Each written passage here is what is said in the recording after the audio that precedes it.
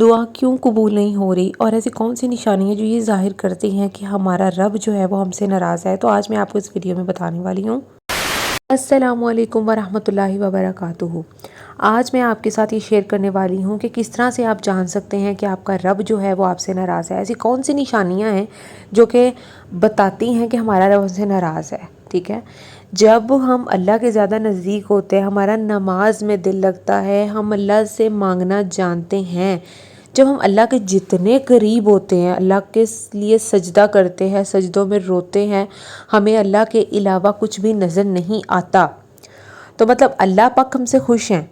لیکن جیسے ہی ہم اللہ سے دور ہے، اللہ کا ذکر بھی نہیں کر رہے اور نمازیں ہماری قضا ہو رہی ہیں اور ہمیں کوئی پرواہ نہیں ہے، دن میں ہمارے سارے کام ہو رہے ہیں، لیکن جو ہماری نمازیں ہیں وہ ان کی ہمیں کوئی پرواہ نہیں ہے، ٹھیک ہے، تو اس کا مطلب ہے اللہ پاک ہم سے ناراض ہے، کیونکہ اللہ پاک ہم سے ہمارا رزق نہیں چھینتا،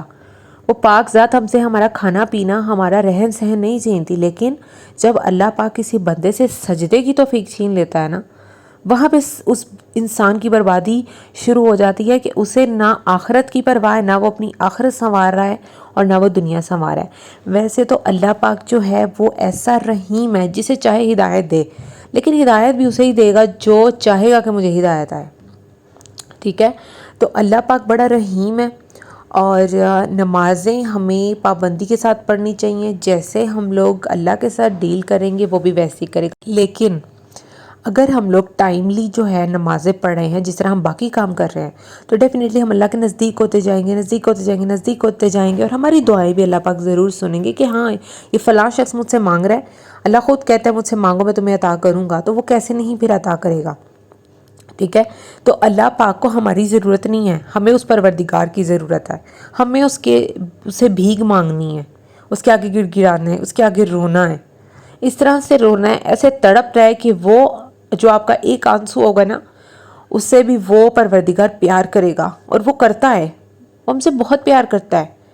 کبھی سکون سے نماز پڑھ کے تو دیکھیے، کبھی اسے مانگ کے تو دیکھیے، یقین کے ساتھ مانگ کے دیکھیے، وہ ضرور عطا کرے گا،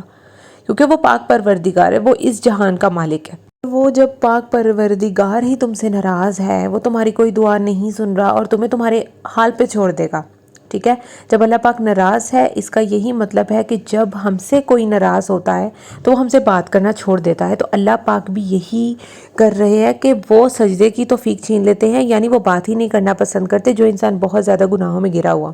لیکن ہمارے رب نے پھر توبہ قبول کرنے کا بھی کہا ہے کہ ہمارا جو پروردگار ہے نا، جو پاک پروردگار ہے، وہ توبہ بھی قبول کرے گا، ٹھیک ہے، وہ توبہ قبول کرے گا، وہ اپنے بندے کو بہت پسند کرتا ہے، وہ اپنے بندے کی توبہ کو بہت پسند کرتا ہے، جو بندہ گناہ کر لے لیکن بعد میں توبہ کرے، لیکن جو انسان گناہ پہ گناہ کری جا رہا ہے اور پھر توبہ کری جا رہا ہے، ایسی توبہ اللہ کو بھی نہیں چاہیے، توبہ تو ہم نے اپنے لیے کرنی ہے نا، اس پروردگار نے ہماری توبہ کا کیا کرنا ہے، ٹھیک ہے، تو ہمیں اللہ کی ضرورت ہے، اللہ کو ہماری نہیں، تو نمازیں ٹائم سے پڑھیں، جب جیسے ہی اذان ہوتی ہے سارے کام چھوڑ کے پڑھیں، لیکن جو لوگ نمازوں کو بالکل ہی اپنی زندگی سے نکال دیتے ہیں، وہ کیسے ایکسپیکٹ کر سکتے ہیں کہ ہر چیز ان کی لائف میں پرفیکٹ ہو جائے گی، لیکن جن کی ہوتی ہے اللہ پاک ان کی رسی کھلی چھوڑ دیتا ہے، اور اللہ پاک کسی بھی ٹائم اپنی جو رسی ہے نا وہ کھینچ سکتا ہے۔ تو یہ بہت ڈیپ باتیں ہیں، جو بہت انڈرسٹینڈ کرنے والی باتیں ہیں کہ ہمارا پروردگار رحیم بھی ہے، لیکن آپ نے اپنے کیے کا بھگتنا بھی ہے، ٹھیک ہے نا، بہت سی خوبصورت دعائیں ہیں جن میں اللہ پاک نے قرآن پاک میں واضح فرمایا ہے کہ اچھا کرو گے تو اچھا بدلہ ملے گا، برا کرو گے تو اس کا وبال بھی تم پر ہے، ٹھیک ہے، تو جب برا کریں گے تو برا بھی ہم بھگتیں گے، آدھا اس دنیا میں بھگتیں گے، آخرت میں بھگتیں گے، تو یہ اللہ بہتر جانتا ہے، ٹھیک ہے، لیکن ہمیں اپنی طرف سے کوشش کرنی ہے کہ ہمیں اپنے رب کو راضی کرنا ہے، اس رب کی حمد و ثنا کرنی ہے، اس کے نبی پر درود بھیجنا ہے، اپنے اللہ سے مانگنا ہے، اللہ کے علاوہ کسی سے نہیں مانگنا، حرام جو طریقہ ہے اس کو نہیں اپنانا، حلال راستے پر چلنا ہے، تو آپ دیکھیں گے کہ اللہ پاک کیسے آپ کی دعائیں قبول کرے گا، رزق کے دروازے بھی کھول دے گا، ہر چیز آسان ہو جائے گی آپ کی زندگی میں، آپ خود دیکھیں گے کہ کس طرح جو ہے آپ کی زندگی بدلتی ہوئی نظر آئے گی، کیونکہ اللہ پاک کے بتائے ہوئے احکامات کو جب آپ مانتے ہیں نا، اس پہ چلتے ہیں، تو ڈیفینیٹلی زندگی دن بہ دن خوبصورت ہوتی چلی جاتی ہے،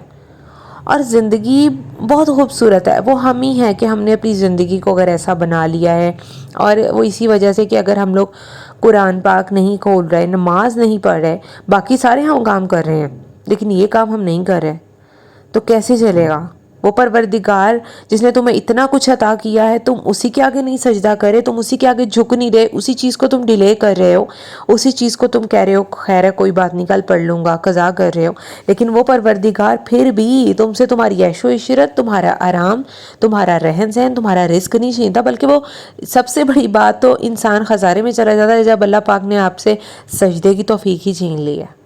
سجدے کی توفیق چھین لینا، یہ چھن جانا، یہ بہت ایک ہمارے لیے ایک ٹینشن کی بات ہونی چاہیے، ہمارا سکون اڑا دینے والی بات ہونی چاہیے کہ میرا پروردگار ہی مجھ سے ناراض ہو گیا۔ تو اپنے رب کو راضی کریں، وہ پوری دنیا کو آپ کے قدموں میں رکھ دے گا۔ اگر آپ کو میری ویڈیو تھوڑی سی بھی اچھی لگی ہے تو میرے چینل کو جلدی سے سبسکرائب کر دے، ویڈیو کو لائک کیجیے گا، فرینڈس کے ساتھ شیئر کیجیے گا، صدقہ جاریہ سمجھ کے۔ اللہ حافظ۔